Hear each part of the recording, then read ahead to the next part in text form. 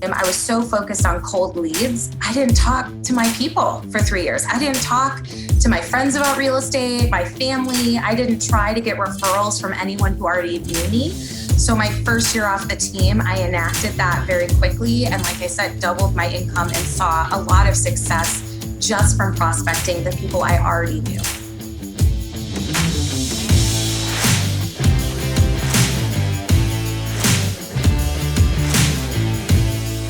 How do most agents who don't have access to the secrets that the top agents in our industry hoard to themselves grow and prosper in today's real estate environment? That's the question. And this video podcast is the answer. I'm Pat Hyman, and welcome to Real Estate Rockstars. Real Estate Rockstars, this is Honoree Rachel Scheid. Today we are interviewing Rachel Scheid. So Rachel has a big story about how quickly that she went from kind of being an assistant to being a manager and managing a bunch of teams and a bunch of agents and coaching people through success. She's one of Realtor.com's 30 under 30 that they've picked this year. And we reached out to her to see if she'd come on the podcast and share some stuff with us. And she said that she would. So Rachel, hi, how are you? Hi, I'm well, Aaron. How are you? I'm good. So where do you live? Where are you at right now? I am in sunny and hot Chicago, Illinois. All right. What has Chicago been like over the last 6 months? Right. So every place in the country is different. I'm getting ready to go on a road trip, and we heard that some states it's like nothing has happened. Other states it's quarantine and craziness. And so where does Chicago lie in all that? I feel Chicago and Illinois have done a really good job at lowering our amount of cases. So masks are required pretty much everywhere you go. As far as our real estate offices, we've been back open with a limited amount of people allowed in each office, masks to be worn when you're not in a private office like I am now, for about a month. So it's pretty good. You stay sanitized. We have outdoor seating, which is nice. We're in the best weather we have all year. So that's a perk. But yeah, we've just been staying safe. Yeah. What are they going to do about outdoor seating when the Chicago winter hits, right? Oh, goodness. Yeah. I think everyone's hoping that we're caseless by then so we can all be inside. But who knows? We'll have to see. Yeah, you're right. During the summer, it's a great place. I mean, everywhere. There's all these restaurants that have been pushed out into streets. In Santa Barbara, they closed one of the outdoor areas just so restaurants could kind of fill the streets with stuff out there as they're adjusting. So sunny Chicago right now. So Rachel, where did you get into real estate? Were you up in Chicago? Actually, I was living in Philadelphia at the time. I used to work for a souvenir photography company, the people that take your picture and then sell it to you later. Yeah. So I used to do that. I was that annoying employee that would make you pose and then sell your own photo to you later. But I was in Philly at the time, and one of my best friend's mothers was a top producing agent out of our Evanston North Shore market. So the group of suburbs just north on the lakeside from Chicago. She was looking for an assistant that would also get licensed. She knew I wanted to come back to the city, and that's kind of how it all began. I certainly did not think that I was going to be where I am today back then. Yeah. So tell us about your experience over those first few years. So it's hey, come on and get your license. What happened over the next couple of years? So my first 2 years in the business, I was her licensed assistant, which was actually kind of perfect. I started when I was 21. So at such a young age, being able to do everything without the full weight of it resting on my shoulder, right? I didn't have to go out and get the clients. I just had to process all of the paperwork, handle all of the marketing, right? And then once I got licensed, I did a lot of the open houses, buyer tours, but it felt really good to not have the whole success and failure of the business on my shoulders. After those first 2 years, I got a little taste for real estate, and I was asked to join a team in the office. I was going to be their Chicago agent while they focused on the suburbs in the North Shore. And it was a really unique experience. Collectively, the two other realtors on the team had over 42 years of experience between the two of them. Here I was, 23 years old, with 2 years of experience, and none of them really selling or prospecting for clients. So it was a really unique opportunity. We did pay for leads those 3 years. So a lot of my early years in selling was all about converting cold leads, constant follow-up, drip campaigns, and really just saying yes to every single showing that you could possibly imagine.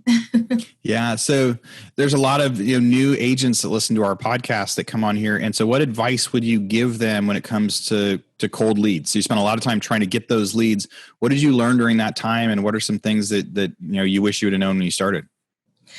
So I think patience is so key. Often cold leads are not going to convert in that first phone call, right? Or that first text message. So you have to patiently cultivate them, but you also have to stay top of mind. So it's this delicate balance of not being overly aggressive while being the first realtor they think about that minute they're ready to make the switch. So what was invaluable for me was phone calls, which as a millennial, I really hate. But as a millennial in real estate, I had to be down for that, right? So lots of phone calls, follow-up texts, and then most importantly, utilizing a CRM, a client retention management system, that I could drop all of those emails and contacts in and set up drip campaigns. So they were hearing from me in email weekly without me even really doing anything, right? That was like set it and forget it. And then they were getting calls and texts from me bi-weekly to start to warm them up. And so when I ended up leaving the team, I went into my own business and I wasn't paying for leads. But what I found is the business I had cultivated with those leads early on became my referral business, became the people that were like, don't worry, don't search on Zillow or Realtor.com. We've got the right realtor for you. So it's really about consistency and patience. Right. And so when you were doing those first leads, I think you mentioned in there, you switched to your own business, but you still had all the referrals from the customers that you had worked with in the past. Yeah. So after 3 years of being on the team, I decided to go solo. I felt I learned so many invaluable things from being on the team. But when you're on a team, you don't always get to market the way you want to market or cater to the business you want to cater, right? You're reliant on that team lead and they're the rainmaker, right? So they make the rules. And I approached a time in my business where I thought I kind of want to run my own show and see what happens. And that year, I doubled my income. I doubled my business because I realized a lesson that I wish I had learned when I first started, but it's really that 80-20 rule, right? 80% of your business should come from your sphere. People who know you, like you, trust you, the 7 degrees of Rachel Scheid. But for the 3 years I was on the team, I was so focused on cold leads. I didn't talk to my people for 3 years. I didn't talk to my friends about real estate, my family. I didn't try to get referrals from anyone who already knew me. So my first year off the team, I enacted that very quickly. And like I said, doubled my income and saw a lot of success just from prospecting the people I already knew. Rockstar Nation, this is Honoree Rachel Scheid. Hey, I hate to interrupt the current podcast that you're listening to, but I am so excited to share this with you. I just finished interviewing the original host of this podcast, my good friend, Pat Hyben.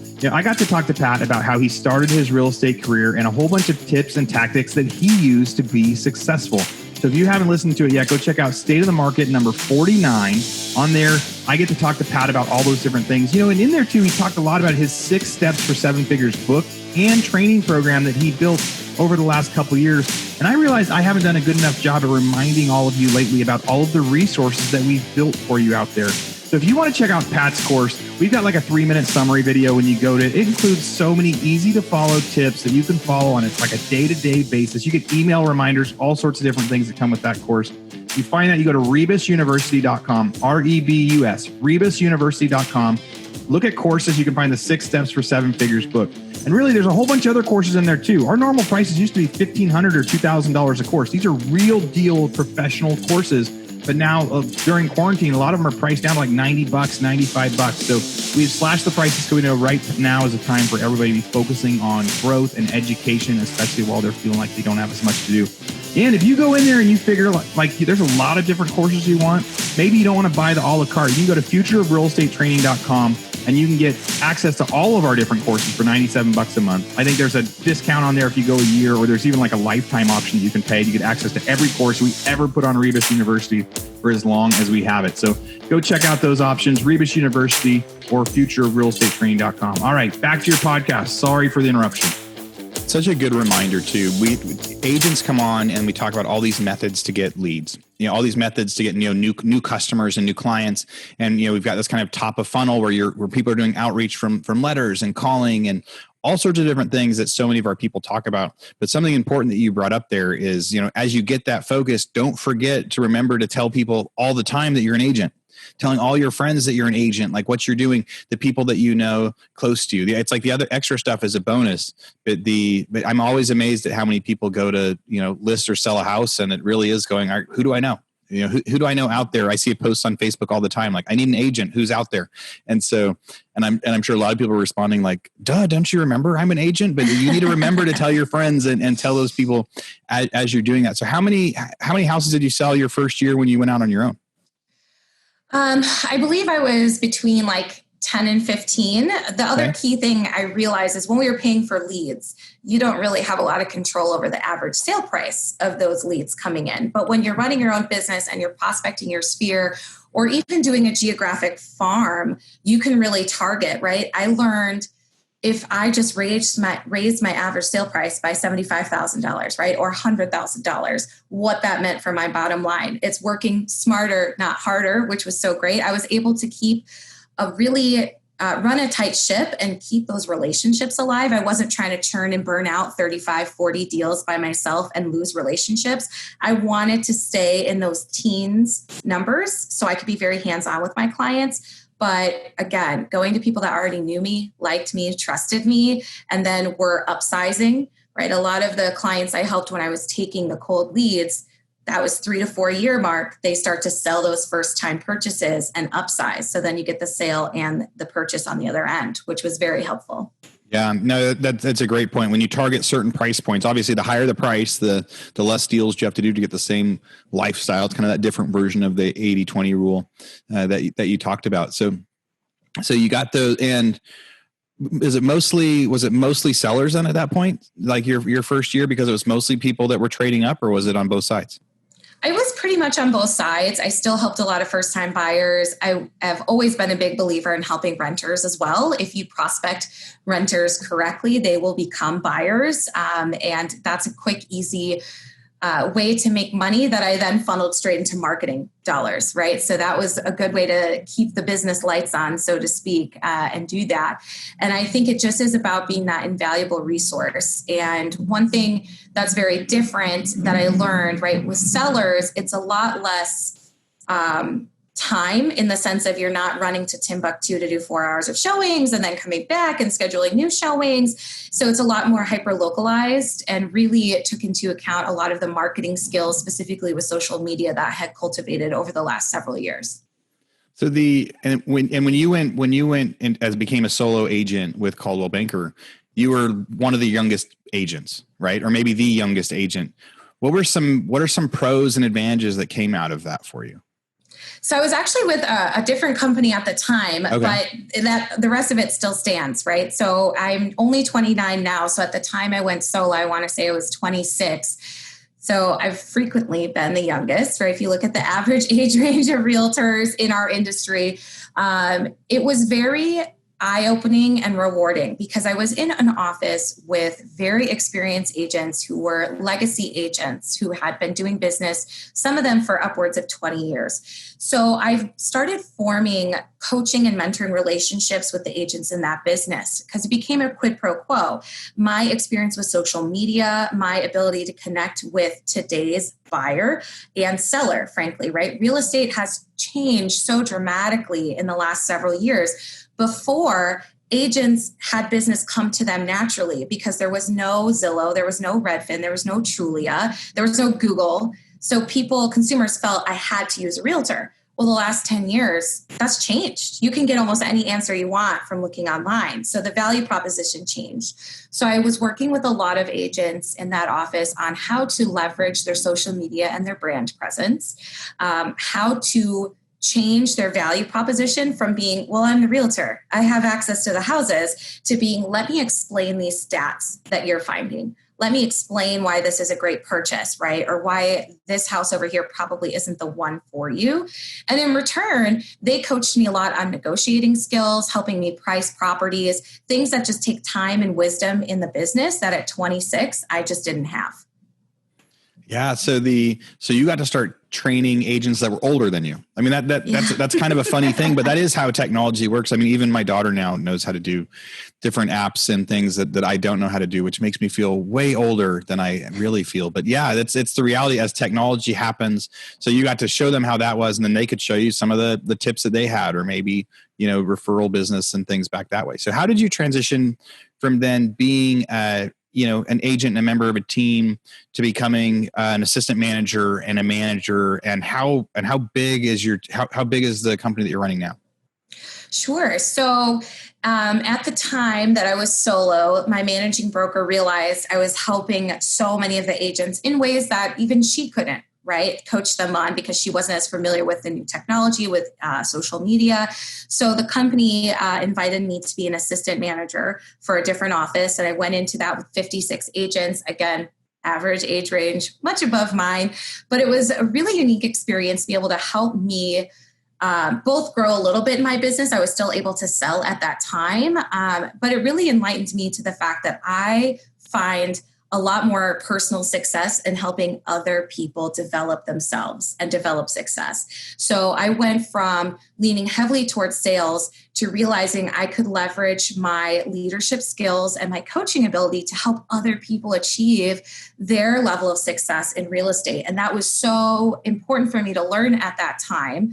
And I was doing quite a bit with that and my local and state associations, which I find is very important. When the president of the Coldwell Banker local operating company that I'm now part of, AU Brabant, met me at a few events and then gave me a call and asked me to become the managing broker of our West Loop branch at the time, which was a huge compliment and also a little bit of a risk on the side of the company because I was 28 years old. And I don't think another major brand, at least in our city, had hired a manager that was ever that young with, even though I had 7 years of experience in the industry, that doesn't compare a lot to the agents within the offices that I'm being asked to serve. Hey, Real Estate Rockstars listeners, I am sorry to interrupt again, but I want to do a quick commercial break. But this commercial break is different. This is stuff that I think you need, and this is me talking to you about some of the stuff that we had. So, recently we had a lot of people reach out to us and say, hey, why don't you do a real estate mastermind? Why don't you do something where a lot of the listeners can get together and do some Zoom calls and ask each other questions and really just try to brainstorm and work together? I mean, there's a million masterminds out there.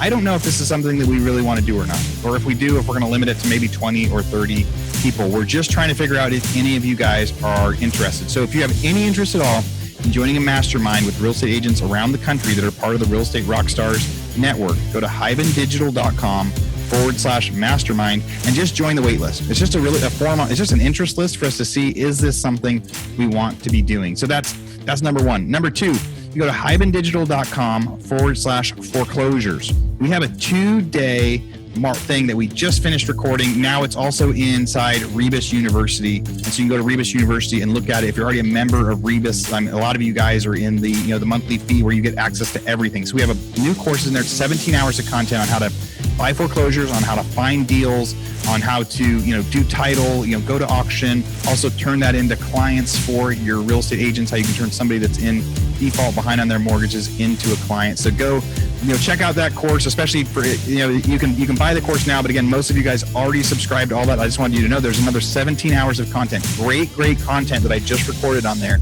that all of you guys have access to now at Rebus University. And then finally, we have software that we talk about on and off. It's called Padhawk. And in Padhawk, you can use that to go find leads. So everyone is really, really busy right now. And we're so busy. People are selling and they're saying there isn't enough product on the market, right? So they can't find houses. Well, Padhawk will help you find houses before they're listed. It helps you find owners that should be listing their properties or people that might want to get there. I recorded a quick video. It's like 6 or 7 minutes long for you guys to look at, real estate agent specific, on how you can use the software in order to do it. So let's go to hybendigital.com/leads. Again, there's a video in there. I talk about how you can use the software to do it. Check it out. If it's something that you like, you may want to sign up for it. $99 a month, but it's nationwide, any city out there, and it is a great way to find houses. So right now, people are saying there's lots of buyers, but we can't find enough houses. Well, maybe you can use this software to go find somebody that hasn't listed yet and make them an offer on their house. All right, back to your regularly scheduled program. Thank you for letting me interrupt you with that break. Found you at some event, said, hey, would you do that? That was a big risk because you were going to be kind of one of the youngest. And now it's, now you're doing a lot of kind of coaching and guiding, and you're trying to help agents succeed. And what are some of the biggest things and challenges that agents face right now that you have to help them come through with that? So in the last couple of months, we've actually restructured a little bit of our city region in order to give our agents 3 hyper-specialized managers. So now I went from an office that I grew from 14 to 30. Now I help oversee 350 agents in 3 of our offices, and I focus heavily on agent development. So again, a lot of that coaching, a lot of that training and engagement. And the last several months have been COVID, right, which has completely changed the landscape for real estate. Luckily in Illinois, we fought here to make sure that real estate was an essential business. So we've never been fully shut down from selling. I know some of our area states were like Michigan, you weren't able to show property at all. So a lot of it's been helping agents adjust to new technology, utilizing FaceTime, Google Duo, Zoom, Microsoft Teams, whatever it is, because if it's not something that you use frequently, a lot of agents had a hard time adjusting that into their value proposition. But the second most important thing, which I argue should always be the most important thing, is mindset. Right? I am a huge believer that 90% of this career is mindset, keeping positive, keeping motivated, knowing how to navigate the cyclical market we're in, but also the emotional roller coaster that comes with it. You could have a great month. The best month I ever had, I made $30,000 in commission in 1 month. And that was great. I felt so awesome. Didn't make another commission for 2 more months, right? Because that's the kind of industry we're in. It's about building that pipeline.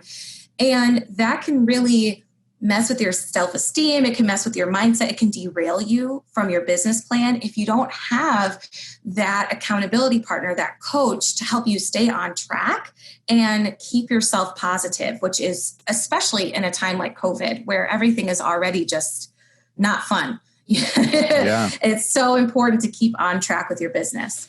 So if somebody comes to you right now with that mindset and they say, hey, I'm super depressed right now. Like, I feel like it's never going to get better. And even though, real estate's working, I can't go do the things that I was doing. What are you telling them? What are you telling the agents?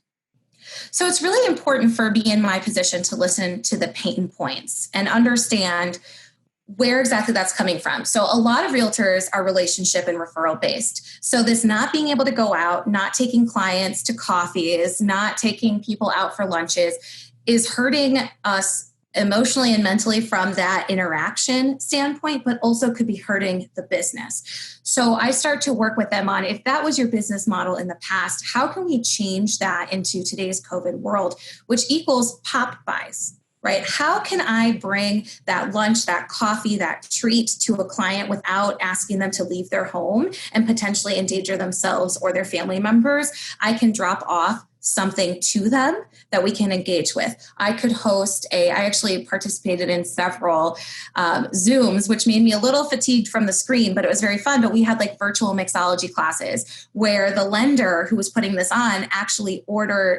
had bennies delivered to my apartment with the necessary fixings to be part of this mixology class, which was great. She probably still spent less money than if she had taken us all out.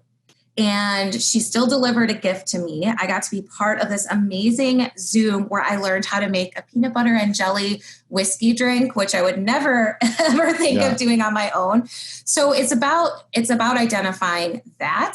The other key thing is building relationships. So when agents come to me feeling discouraged, whether it's COVID or not, I try to leverage the agents I already have out of my 350 that I help co-lead to really see, is there somebody that they can have an accountability partnership with, somebody that's rocking and rolling, or is just so good at staying positive and setting mindset? And can I hook them up with that? So they have me as the managing broker helping them with that, but then also a colleague. And I think that's so important. My agents are very collaborative and supportive. That's the environment we have here in our Coldwell Banker offices. And I'm very proud of that, because you don't have that headbutting competition feeling where I'm not going to talk to Josie about real estate, because what if she steals my business? What if she steals my ideas and gets to be more successful than me? We do not have that culture here. So I am able to help my agents find those resources, both with me and their fellow agents who are in the field selling. And I think that's invaluable.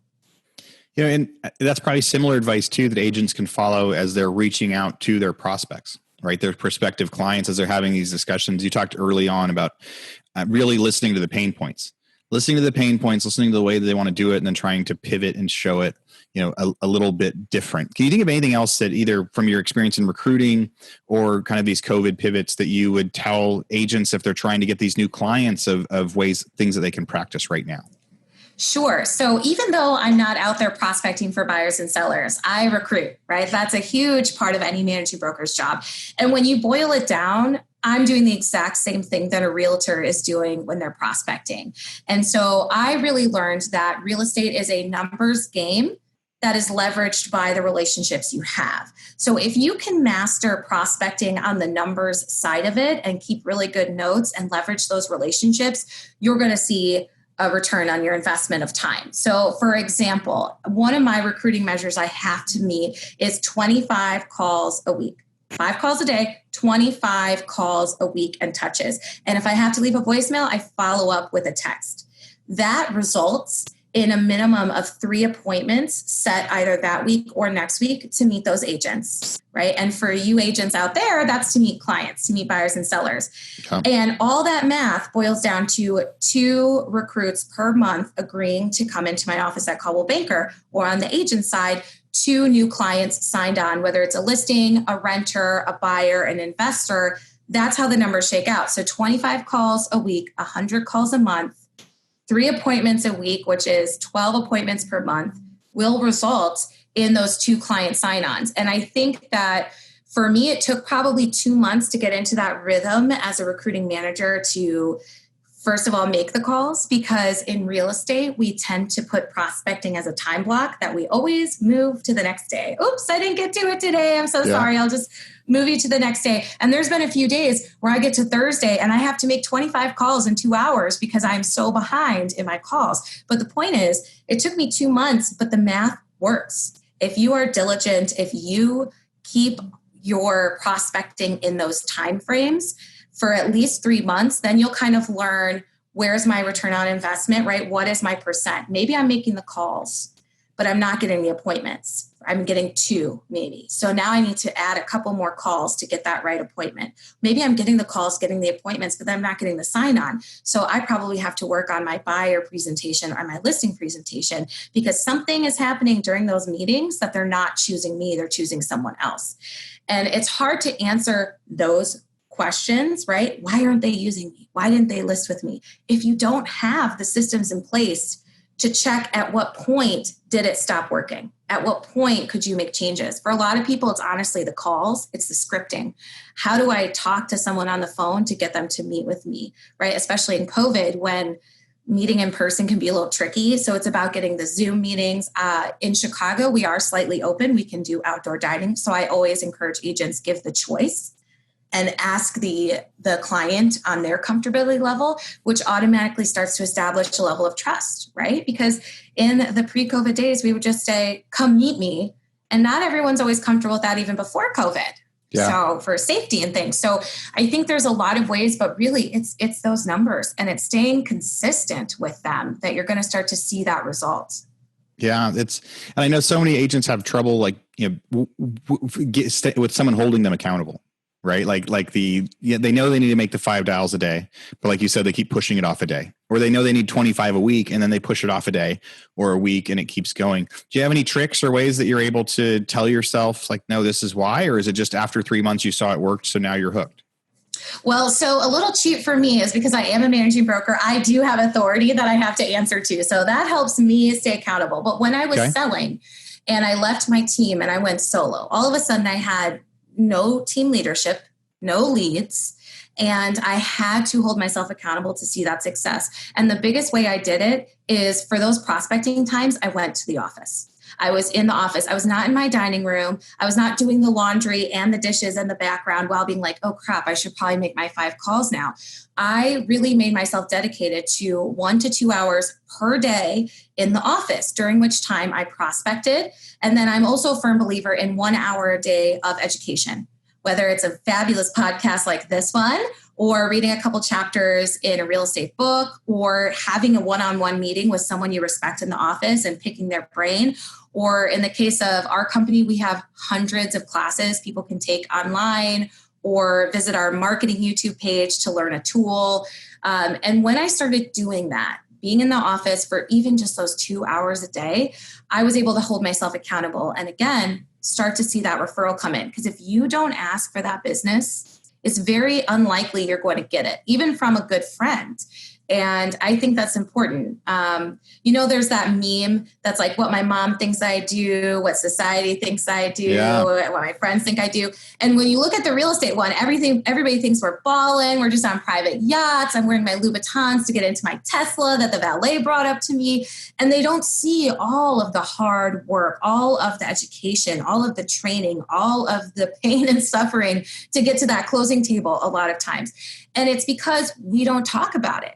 We don't talk with our clients. We don't talk with our friends about real estate. And I think that when I started changing that, when I did the prospecting, when friends would ask me, hey, how's work? And I actually had good answers for them, that's when my business really started to change. Yeah. Telling people about the work. I also, as we jump back a second, I loved those numbers that you came up with too. 25 calls a week turns into 3 meetings. And then, so if you're doing 3 meetings a week, then every 2 weeks, essentially, you're going to turn that into a client, on each side of that. So you guys that are listening out there, the numbers work. And Rachel's also saying that if the numbers don't work somewhere, if you're making 25 calls and you're only getting 1 meeting, and you're making 100 calls, you're only getting 3 or 4 meetings instead of the 12 meetings, then you need to change what you're saying on the phone. And if you do get the meeting and, you meet with 10 people and none of them hire you, well, then you have to improve that stage in it. It's similar to when we look at listings. One of the things that I try to tell people too is if you're getting a lot of showings, that means that the price looks good online and the pictures look good. If you're not getting a lot of showings, then the price either looks bad or the pictures look bad, right? So it's kind of like the first step. The listing is what gets people there. And then if you're getting a bunch of people there and nobody makes an offer, well, then there's something wrong with what's happening there, right? So if you're getting a lot of showings and you're not selling it, then you got to go check it out because either it's priced too high or there's something wrong with it. And if people aren't going, so it's similar to that prospecting stuff too. You can see along the line what's working, what's not working. That's exactly it. And I think that if you can really master that mindset and focus on that, you're going to see a huge return in your investment on that. At the end of the day, that's the numbers part. And then you're leveraging the relationships that you make during that, right? And every one client should give you 3 referrals per transaction. So if you just take a first-time buyer, okay, so I have a first-time buyer. From that transaction, they should love me so much, and I should be prospecting them so hard that they give me 3 referrals. And then when they go to sell with me and buy with me, that's 6 referrals from those transactions, right? And then they're going to go and sell that and then downsize into their last. So one client, first-time buyer, is a minimum of 5 transactions. And if off of each transaction, they give you 3 referrals, that's 15 deals from just one person in your database. So I think it's so important when we talk about doing those 25 calls, it's to ensure that your relationship with that client reaps 15 deals during the life cycle of that client. And if every one of your clients can help you get to 15 deals, right, the math then just kind of goes crazy. And I'm not really great at math, so I'm not going to add all that up for you, but you can see kind of how that goes out from there and how your business can truly grow without paying for a lead, right? That's just 80% of the business. The other 20% of the business is open houses. Maybe you pay for leads, maybe you do geographic farming, whatever that might be, but 80% of your business comes from those number breakdowns. And that's so important for realtors to not only understand, but to track and to make sure they're getting an ROI on their time. Yeah. I mean, there is, the real estate industry has changed. I mean, you talked about at the beginning where agents used to, people had to reach out to them. There wasn't a way to really create business. They could put an ad or something else. So they had to, it was people that they knew they couldn't just make it come out of nowhere. But today people can make it come out of nowhere. Technology gets it to where your business is going to be proportional to a level of work and effort that you put forth and those different things that you're doing. And it's a little plug for Rebus University too. Rachel's talking about, if you get the appointment and you don't land them, we've got so many classes inside Rebus that we discounted to 5% of what the normal prices are for people to, it's like how to win that listing appointment, how to present that listing and succeed. There's all sorts of different classes we have in there teaching people. So if you get to the point too, where you're putting forth the effort and some of those numbers aren't happening right, you're not getting 3 out of 25 and 1 out of 3, go to Rebus University, see what we have in there. We've got courses for each level of that. One of the last things I wanted to ask you, Rachel, was, you've done a lot of stuff in kind of leadership, building up your brokerage office. What's some advice you could give to somebody that says, hey, I actually want to become a manager. I want to get there. I want to go from being the assistant, or I want to go from being an agent. I want to become a manager, or I want to, get involved more in my local association. What advice would you give somebody that says, hey, I want to start doing that. I don't just want to be an agent anymore. I want to get involved at the upper level. I love that question because I think that is so important, right? We do have to continue to build the future of real estate. And that's one of the things that my president said to me when he hired, you're the future of real estate and I want you to help take these offices to that level. And so I would say to realtors, the first thing that I did was I asked questions and I got involved. So I served on my Chicago Association of Realtors, YPN, their Young Professional Network committee, for 4 years.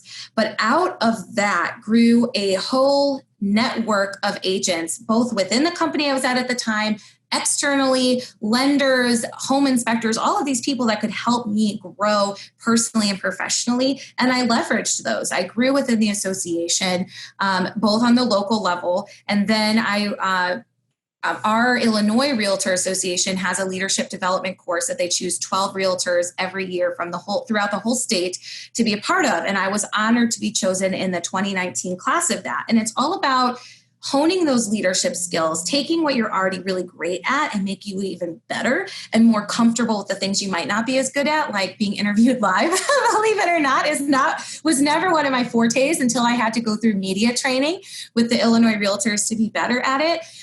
But all of those really led me to this position, right? The president, the hiring person in charge of hiring managers, met me at a few events, talked with a few other people in the industry about me, and then that drove him to want to set a meeting with me, right? I sealed that deal. I'm not asking anybody, and you should never ask anybody to give you things. It's about giving you the opportunity to have a seat at the table and earn everything from there on out. And so I really believe if I had not gotten involved with my associations at a young in the age, like young in business years, not necessarily like my actual age, I wouldn't be where I am today. So if you're sitting out there and you're thinking to yourself, this selling stuff is really great, but I also love helping other people develop. I love brokerage. I like recruiting. I kind of want to do that. Start by getting involved with your local and state association. Start asking your managing broker if you can host some trainings and coaching, because that's also important. I was already doing that one-on-one with agents that I was asked to do social media presentations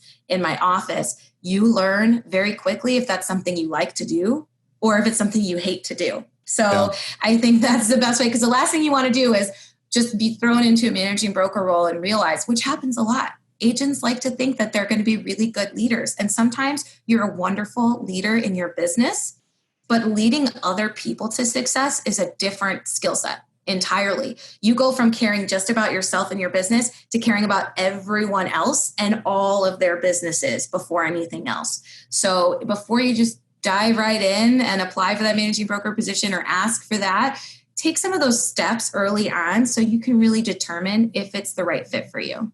Yeah. A lot of people want to run a business and they want to run a team. And they want to have a lot of employees. And after they go like, wait, that's not very much fun to do it that way. It's a lot easier when I was just worrying about myself. Like you said, well, Rachel, congratulations on so much success so quick in real estate and, and all the different things that you're getting to do with it now. If our listeners wanted to reach out to you, if they wanted to, ask you some kind of coaching questions or any follow-up, what is the best way they can find you? So I believe in being accessible always. So probably social media would be a great way. Slide into my DMs, everyone. You can find me on Instagram at just Rachel Scheid. That's my handle. And then on Facebook, it's Scheid Sells Chicago. So it's pretty easy to find. I'm assuming through this podcast, my full name and spelling will be available. We'll have the links. We'll have the links on there. Like any of you guys can look down at the bottom of YouTube or bottom of the podcast page, wherever it is, and you'll see it. So it's not because it's not how you would guess. So you definitely want to look up the spelling before you look up Rachel Scheid. Thank you. Yeah. And I really encourage you, please do reach out. I respond to all of the things I get as long as it's legit and not creepy. And we're all on social media. So you know what I'm saying? Yeah. Because I think that that's so important. It doesn't matter if you're in Chicago or even Illinois. Real estate it's numbers. It works in every state, works in every city. Your demographic, your marketplace might be slightly different than mine, but I'm really happy to help in whatever way. And I will follow too. So if you need some help with Instagram or Facebook, I'm happy to follow you and just through there kind of advise you on how well you're doing and maybe incorporating one or two other things to see a bigger return on your following and your liking. Yeah. Well, that sounds awesome, Rachel. So thank you for coming on the show. I really appreciate it. I think there was a lot of stuff in there that people are going to be able to take and go apply it in their business right now. And I hope you have a good rest of your year. And thanks again for joining us. Thank you so much for having me. All right. Rockstar Nation, thank you for listening to Real Estate Rockstars. Listen, I need a favor. If you find this free content helpful, if you find our downloadable items from each guest helpful, please, I need you to pull out your pointing finger. Yes, the one finger that points at people, and hit subscribe. Yes, subscribe. The more subscribers we get, the better we look in the ratings and the easier it is to get guests like Robert Kiyosaki, Barbara Corcoran, all the players that are on $1 million listing in the different cities. All that stuff makes it easier the more subscribers we get. So please subscribe. And listen, there's a lot of places you can leave comments. There's a lot of places you can like. We're on Facebook. We have an Instagram page. Instagram page is I am Pat Hyben. The Facebook is Real Estate Rockstars Radio. Feel free to leave us comments there.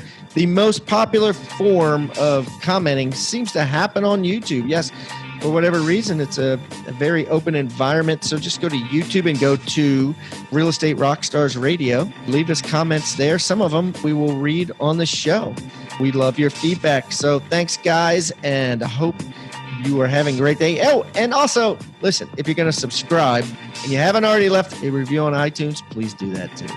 Have a great day, and thanks so much, Rockstar Nation. I really appreciate you.